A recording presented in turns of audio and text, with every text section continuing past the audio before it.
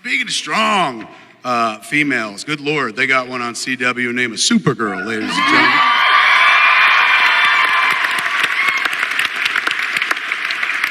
This gentleman right here has been behind her misadventures lately. Take us into the Supergirl universe. You guys left CW. That planet was blowing up as well.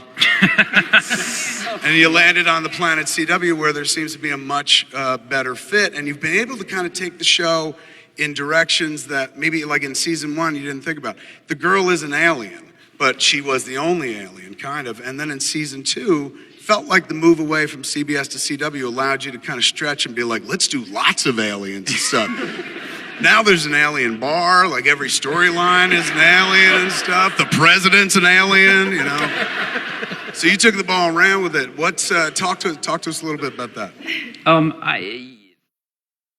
It's no disrespect to CBS, who are very gracious hosts to us, and truth be told, we pitched a lot of what we were going to do in season 2 to CBS, and they were going to be cool with a lot of it before the change. So it wasn't, that wasn't sort of as big a switch as that people think. I think it was more just in terms of us and trying to figure out what made Supergirl special and why is it different from the other shows. And on Flash, you've got, it's more family drama, and Arrow is more crime drama, and Legends is, insanity.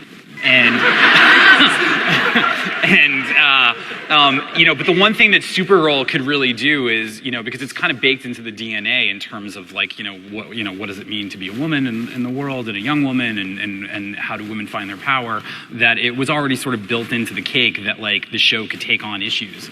And so when we were crafting this season, we started talking a lot about what's going on in the world in terms of immigration, in terms of journalism, in terms of LGBT rights, and we realized that this show and this cast, more than anything else, could handle mixing that real world stuff into the superhero world, and I'm as proud of the episodes where we've really touched on that as anything I've ever done in my career.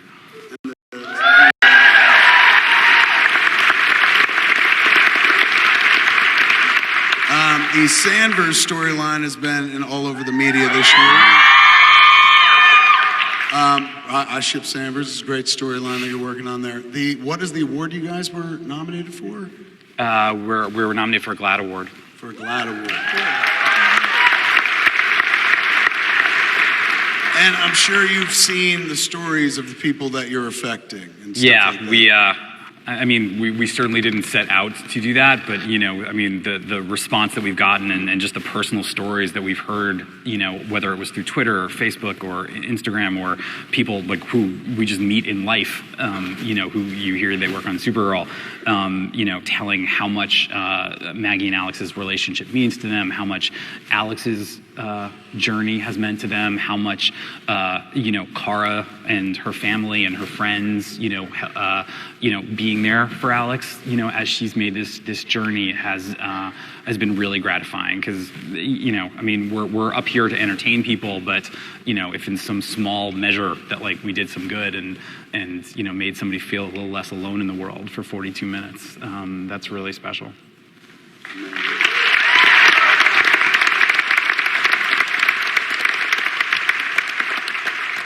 Melissa, season 1 of... Give it up for Melissa, ladies and gentlemen.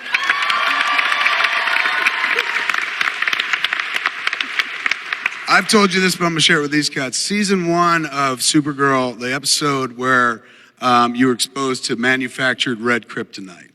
That was the episode where I lost my shit, and I was like, I will follow that woman into hell, because that should have been one of the dopiest episodes. Red K is always like, it makes me naughty. It's kind of a dopey storyline. But they managed to tell a really moving story where after you got knocked out, you wake up, and your first thought after the Red K is out of your system is this, oh my God, did I hurt anybody? You see you hurt your sister. And you break into these tears, and you apologize to your sister in the most authentic apology I've ever seen in my life. I went back to people in my life and was like, you once apologized? It wasn't good enough. So so right then and there, I was like, oh my God, I want to go work there. And I've worked with you twice, and what's really lovely is it's such an amazing performance. You could be sitting there goofing around, and she eats like a horse. It's fucked up. I do. She'll sit there cramming donuts right before she has to look heroic. It's all sugar. And they'll give her a page of dialogue that they just wrote that minute and stuff, and she has to kind of conceptualize it and spit it right back out. And it's always the right choice. Acting, for those that don't follow this sort of thing, is a job of choices, basically making a choice on how to deliver something. Unerringly, you make fantastic choices over and over again, but you also have to be an icon for little girls. I've seen, and big girls as well, and big fat guys like me. But I've seen, I know how the character and your performance affects me, but I've seen you affect little girls. I talked about when the first episode I did, right before that, there was a little kid who went to school dressed like Supergirl and stuff, and that was her. She had a speech impediment. She didn't want to go to school and do the class pictures, but if she could dress like Supergirl, that made all the difference. And I was telling the cast and crew, I was like, this is what you're doing up here. You think you're making this goofy show about an alien that flies, but like you're changing life for somebody else, making it better. What is it like to not just have a role? Yes.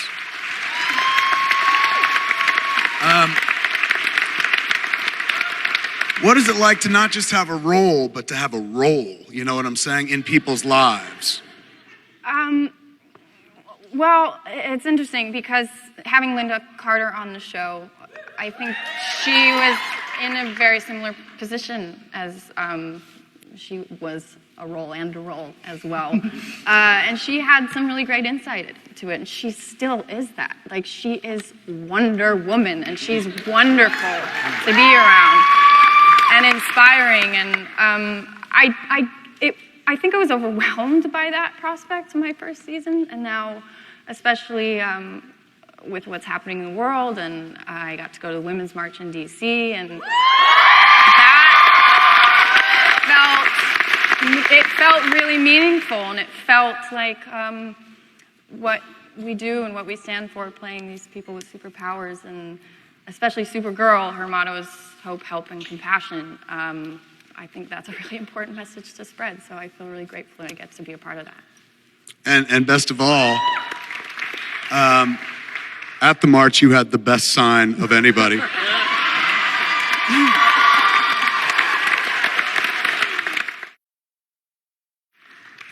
David.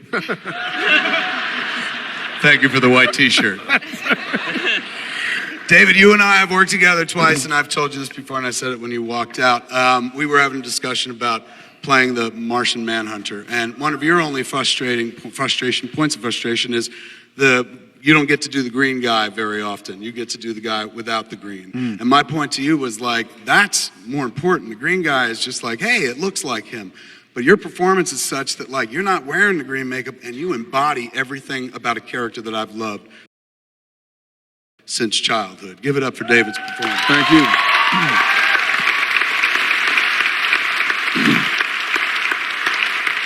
Now you, like some other people here, come from serious episodic television. You used to be on Homeland at one point. What is it like coming to a show like Supergirl, where at first on the surface it may seem like, what, girl in a cape? But you get to do a lot more. Talk about that. Well, first of all, when I first read the script, I was kind of blown away. I wasn't expecting it to be so funny and so entertaining. So it was an easy choice, easy decision to make to do the show. And I have to say, we've got a great cast. I mean, Melissa's a fantastic lead. We've got the wonderful Kyla Lee,